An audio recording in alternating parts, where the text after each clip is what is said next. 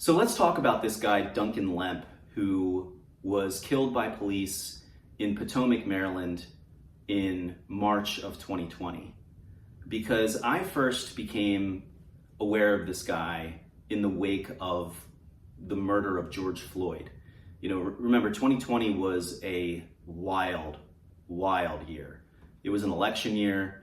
COVID lockdowns had started just a couple of months before George Floyd. And so everybody was online, and except for the leftist rioters in the streets in June, in the summer of love, as conservatives liked to call it at the time. But there was this furious debate online in June of 2020 about whether or not cops were racist. We had been plagued with all of these stories, starting with Trayvon Martin, Michael Brown, all of the, Breonna Taylor, all of these stories about white cops killing black people, and some of them unjustly, to be fair. But there was clearly a narrative, and people had kind of caught on to it by that point. And so people had started to respond to this narrative with stories like Duncan Lemp, like Tony Timpa, Daniel Shaver. And this was not to say that, we should be out there rioting and setting cars on fire, looting Walmarts in response to these white people who have been killed by police, but rather to say that, look, it's not a race thing. We should be uniting against the police, and people shouldn't be rioting or looting for any reason. But that's when I first heard the name Duncan Lemp. And as I looked into the story, I became more and more horrified, because it was clearly a situation far more egregious than what happened to George Floyd. And look, I'm glad that Derek Chauvin, George Floyd's murderer, was held to account. I'm glad that he faced consequences for his actions. But if you want to talk about police brutality, Duncan Lemp is a case to look at. Well, let's talk about who he was and what happened. Duncan Lemp was according to what we know from his family, from his online presence, he was a software developer, 21 years old, a student. He was somebody, he had a girlfriend who was pregnant at the time of his death. And he was somebody who had an online presence and associated with a group that goes by the 3%ers. And I don't know much about this group, but I guess they're like a far right paramilitary group that rose up during the Obama administration. But he associated with these people online. He would post pictures of his firearms. But as far as we know, he never did anything illegal online. The official story is that he is someone who had committed some crime or had a protective order put out against him as a juvenile, and that because of this protective order, he was prohibited from having weapons until he was 30, and that he was suspected to be in violation of the protective order because of these posts that he made online. Someone anonymously tipped off the police in Montgomery County, and they obtained a no-knock warrant to check out the situation and possibly put him under arrest.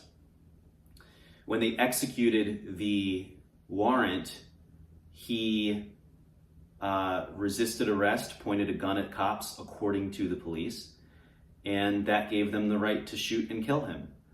And I'd like to talk about a few things that would have to be true in order for this to be justified, because it's a long list, and I think you'll be as surprised as I am that basically none of this has ever been proven.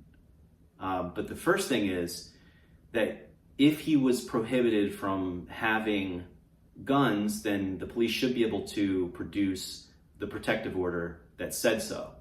Now, some have said that it's possible that since he was a juvenile, that this protective order might not be available to the public. So that's a possibility. All I'm saying is we don't know that to be true. That's only what the police are saying, and the family is saying the opposite. The second thing is that it would have to be true that Duncan Lemp was in violation of the protective order, meaning that he actually had firearms that he wasn't allowed to have. Now, after his death, the police raided the home. They were able to find weapons, but I don't think we've ever found out whose weapons they were, if they were weapons that were illegal for Duncan to have or for anyone to have for that matter.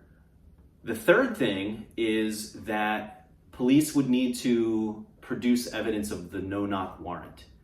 And I don't think that that's available to the public. It seems pretty easy to be able to produce that kind of thing. And yet here we are. And then this is just my personal feeling, but I think if you have a legal no-knock warrant, I mean, look, forget about what you think about the law, about how you feel about red flag laws. If the government has a legal no-knock warrant, I think they still need to prove that that's the best way to deal with a particular problem. Because what they did is they showed up to Duncan Lemp's parents' house where he lived with his parents and his younger brother. They showed up to this house in Potomac, Maryland at 4:30 in the morning when everyone was sleeping. And this is a person that they're claiming is dangerous, so they have reason to believe that there are weapons in the home. And Duncan, having a strong online presence, is somebody that they should have known had a social life. You know, he leaves the house, he goes to the grocery store, he has a job, he does this, he does that, he goes out with people, right? So why couldn't they have apprehended him in a situation where he would be less caught off guard, more awake, less likely to be armed? I think they should have to prove that the no-knock raid is the only way to deal with the threat, if there is a threat. But they never did that either. And then, of course, they should have to prove that A, Duncan was awake, B, Duncan was armed, and C, he was dangerous, meaning that he was pointing a gun in the direction of police. And they've never produced any body cam footage to prove that. And the worst part is that initially they claimed there was no body cam footage, but then later they released, not to the public, but they released according to what I've read, they released a video of the aftermath showing the guns that they found in Duncan's room and the body and just kind of like the state of the Lemp household after the raid, which proves that they did have cameras and that those cameras did work. So the idea that they were able to do that, but none of them had their cameras on during the actual raid is pretty hard to believe.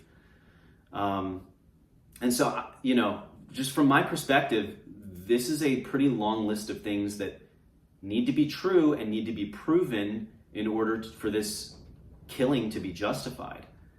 And yet, you know, almost none or none of those things have been proven. So long story short, this seems to me like a situation where you have a pretty normal guy in Duncan Lemp. He's laying there in bed with his girlfriend, by the way, who's pregnant. She gets hit by a bullet and has to stay in the room with the body for an hour while police figure out what's going on. But a pretty normal guy, you know, living with his family, doing his thing, right? Looks pretty happy online. He's out and about with people. He's smiling. It seems to me like if he was in violation of the law, the police had different options for dealing with that, but they chose this particular option. And that put Duncan in a situation where he was caught off guard. He's half asleep. Maybe he doesn't hear them say that they're the police, or he doesn't believe them for that matter. He's in a half awake state with a gun next to him and his pregnant girlfriend in bed with him. What would any normal man do in that situation? So they put him in a situation where they could kill him and then justify it. And I really hope that this story receives more attention in the years to come, so that things like this don't happen again. Because in my opinion, Duncan Lemp did nothing wrong. 4:30 a.m. A rustle of leaves, a line on a doorknob connected to keep them safe in their sleep.